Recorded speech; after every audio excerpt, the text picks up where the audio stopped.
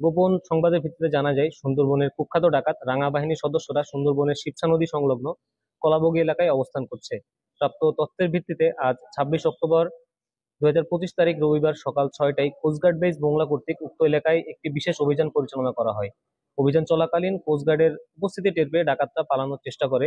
পরবর্তীতে আভিযানিক দল ধাওয়া করে সুন্দরবনের দুর্ধর্ষ ডাকাত রাঙা বাহিনীর প্রধানকে দুটি একনলা বন্দুক এবং 6 রাউন্ড তাজা কার্তুজ সহ আটক করতে সক্ষম হয়।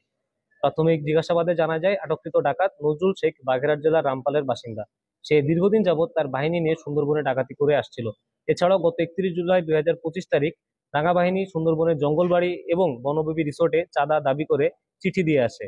এরপর থেকেই উক্ত বাহিনীকে আটক করার অভিযানে নামে কোস্টগার্ড। উল্লেখ্য, গত 12 সেপ্টেম্বর 2025 তারিখ অস্ত্র ও গোলা বারুদ সহ রাঙা বাহিনীর 2 সদস্যকে আটক করা হয় এবং জিম্মি থাকা 4 জেলেকে উদ্ধার করা হয়। জব্দকৃত অস্ত্র, গোলা বারুদ এবং আটককৃত ডাকাতের পরবর্তী আইনানুগ ব্যবস্থা গ্রহণের কার্যক্রম প্রক্রিয়াধীন রয়েছে। সুন্দরবনকে দস্যুমুক্ত রাখতে বাংলাদেশ কোস্টগার্ডের এই ধরনের অভিযান ভবিষ্যতেও অব্যাহত থাকবে। আপনারা দেখছেন বাগেরহাট 24 টিভি। সব খবর পেতে আমাদের সাথে যুক্ত থাকুন। সাবস্ক্রাইব করে আপনার প্রিয় পছন্দের চ্যানেলটির সাথেই থাকুন।